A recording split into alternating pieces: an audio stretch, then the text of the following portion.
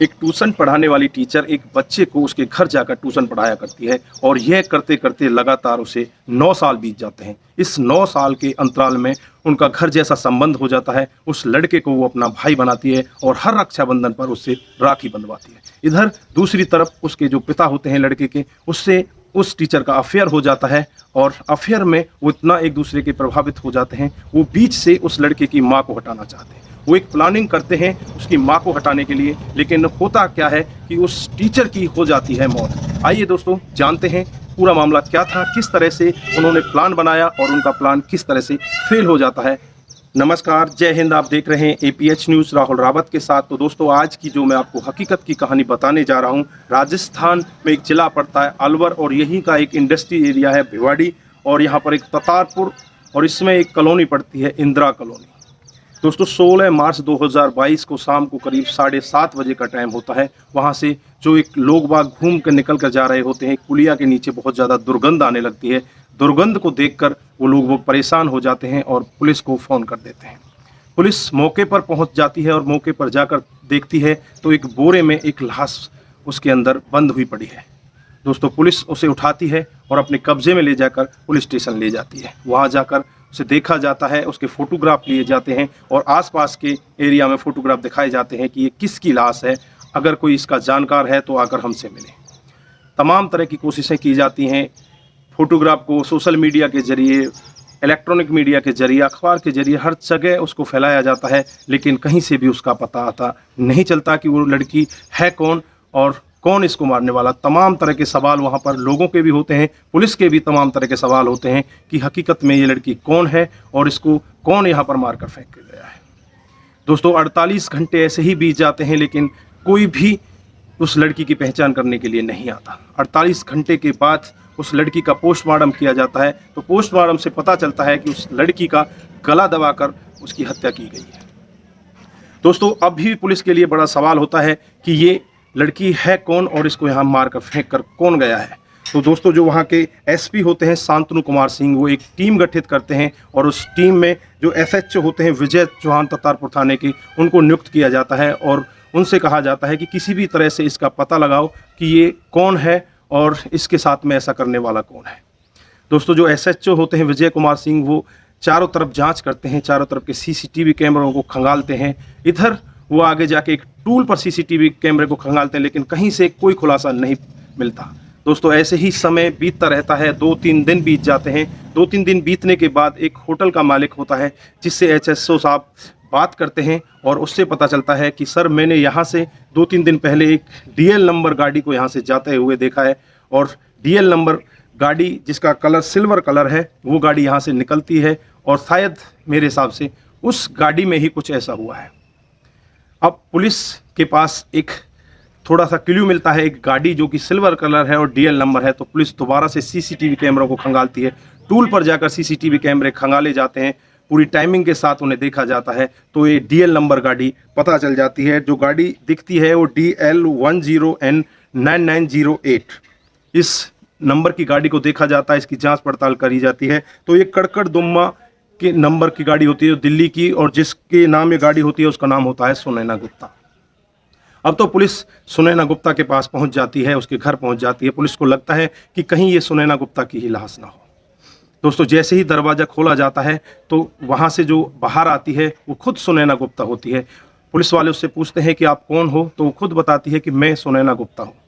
तो पुलिस वाले भी एक बार के लिए चौंक जाते हैं और पुलिस वाले कहते हैं कि तुम्हारी जो DL नंबर की गाड़ी है ये राजस्थान कभी गई थी। तो वो मना करने लगती है, इधर उधर से कुछ और बातें बनाने लगती है, लेकिन वो पुलिस को सब कुछ नहीं बताती। अब तो पुलिस उसके पति से भी बातचीत करती है जिसका नाम होता है कपिल गुप्ता, जो आनंद विहार में एक गारमेंट का बहुत बड़ा व्यापारी है और जो गारमेंट का काम किया करता है। उससे भी बातचीत करते हैं, लेकिन वो कोई भी खुलासा नहीं करते। वो दोनों मना कर देते हैं कि हम नहीं जानते, हमें नहीं पता। अब तो पुलिस के पास कोई क्लू नहीं होता। पुलिस जो लड़की का फ़ोटो होता है उस फोटो को वहीं के कड़कड़ दुम्मा थाने के जो लोग हैं उनको दिखाते हैं, आसपास के थानों में भी दिखाया जाता है, तो वहाँ पर कोई भी उसका आता पता नहीं बताता। और एक गांधीनगर पुलिस स्टेशन जो होता है, उस पुलिस स्टेशन में जाकर उस लड़की का फ़ोटो दिखाया जाता है। तो गांधीनगर पुलिस स्टेशन में उस फ़ोटो को देखते ही गांधीनगर पुलिस स्टेशन में जो व्यक्ति बैठा होता है वो तुरंत कह देता है कि हाँ साहब, 14 मार्च 2022 को इस लड़की की गुमशुदगी की रिपोर्ट इसके माँ बाप लिखवा कर गए। अब तो थोड़ा सा उन पुलिस वालों को भी लगने लगता है कि शायद इसमें कुछ खुलासा हो जाए।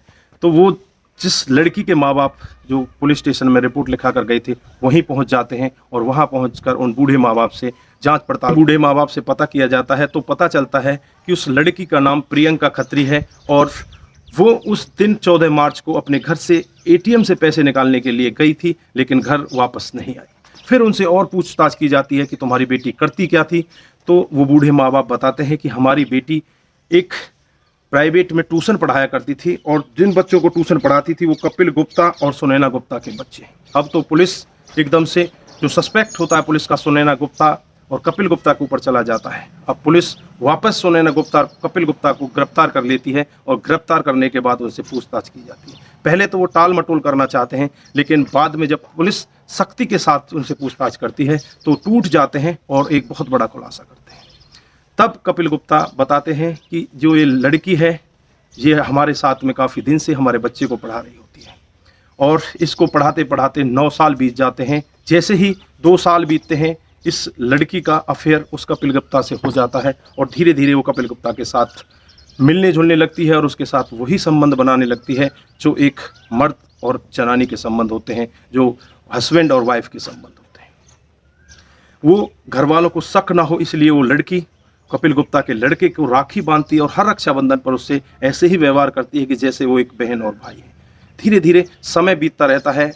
जो कपिल गुप्ता की वाइफ होती है वो भी बेहद खूबसूरत होती है। इधर जो प्रियंका खत्री होती है ये कपिल गुप्ता से 20,000 रुपये अपनी खूबसूरती को बरकरार रखने के लिए हर महीने लिया। तो अब तो प्रियंका खत्री की डिमांड और बढ़ने लगती है। वो चाहती है कि मैं अब कपिल गुप्ता के साथ रहूं, इसके साथ शादी करूं।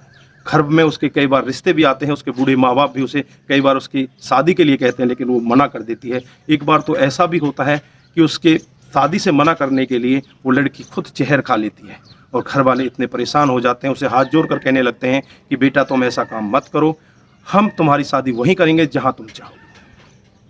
अब तो प्रियंका की डिमांड और बढ़ने लगती है। वो कपिल गुप्ता से कहती है कि तुम मेरे साथ में शादी करो और अगर तुम मेरे साथ में शादी नहीं कर सकते तो मुझे 50 लाख रुपए दे दो, मैं यहाँ से फिर कहीं दूर चली जाऊँगी। अब कपिल गुप्ता कहता है कि मैं 50 लाख रुपए तो मैं नहीं दे सकता, मेरे पास इतने पैसे नहीं बचे हुए, मैं पहले ही तुम्हारे ऊपर 40 लाख रुपए खर्च कर चुका हूँ। दोस्तों ऐसे ही बात बनने लगती है और जो प्रियंका होती है वो उस पर दबाव बनाने लगती है। तो फिर वो दोनों मिलकर एक प्लान बनाते हैं, क्यों ना कपिल गुप्ता की वाइफ सुनैना गुप्ता को रास्ते से हटा दिया जाए। उनका प्लान होता है 14 मार्च 2022 का। आज कपिल गुप्ता की जो पत्नी होती है उसे रास्ते से हटा, ही पूरी प्लानिंग थी और प्लान के अनुसार वो गाड़ी निकालते हैं और गाड़ी में कपिल गुप्ता, उसकी वाइफ सुनैना गुप्ता और जो लड़की है प्रियंका खत्री वो, और आज उसके जो कपिल गुप्ता के नौकर होते हैं 2 नौकर, राजकिशोर यादव और सचिन देवल, ये दोनों बैठे हुए होते हैं। दोस्तों जैसे धीरे धीरे गाड़ी आगे बढ़ने लगती है, गाड़ी की स्पीड बढ़ने लगती है, इधर उसमें म्यूजिक सिस्टम होता है, म्यूजिक सिस्टम भी बढ़ा दिया जाता है, म्यूजिक सिस्टम को तेज कर दिया जाता है। अब तो कत्ल होना था सुनैना गुप्ता का, लेकिन जो 2 लोग उसके पीछे बैठे होते हैं गाड़ी में, वो लोग प्रियंका खत्री का गला दबाने लगते हैं। अब तो प्रियंका खत्री ऊपर नीचे देखने लगती है, उसे ऐसा लगने लगता है कि कत्ल तो इसका होना था, ये हो क्या रहा है। और वो दोनों उसका गला तब तक दबा कर रखते हैं तब तक उसकी मौत नहीं हो जाती।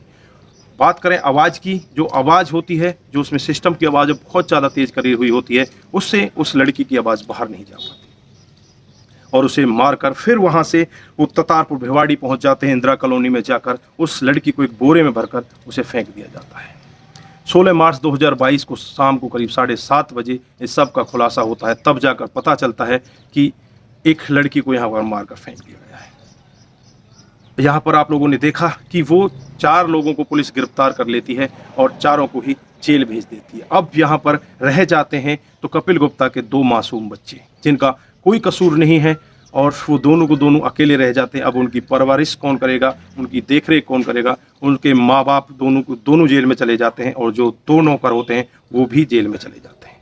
तो दोस्तों, इस कहानी को सुनाने का हमारा उद्देश्य किसी को बरगलाना, किसी को बहकाना या किसी पर भी किसी प्रकार का दबाव बनाना नहीं है। हमारा उद्देश्य बस यही है कि आप लोग जागरूक हों और ऐसे क्राइम के बारे में जानें जो डे बाय डे बढ़ते। तो दोस्तों, ये कहानी आपको जरा सी भी प्रभावित करती है, जरा सी भी अच्छी लगती है तो अपने दोस्तों के साथ जरूर शेयर करें। ऐसी ही सच्चाई पर आधारित मैं क्राइम की रिपोर्ट लेकर डेली आता हूँ आपके सामने। तो आप लोगों का सपोर्ट मेरे को भरपूर मिल रहा है। मैं आशा करता हूँ आगे भी आप लोगों का ऐसा ही सपोर्ट मेरे को मिलता रहे। तो आज के लिए बस इतना ही। अपना ख्याल रखें, अपने परिवार का ख्याल रखें, सतर्क रहें, सावधान रहें। नमस्कार, जय हिंद, जय भारत।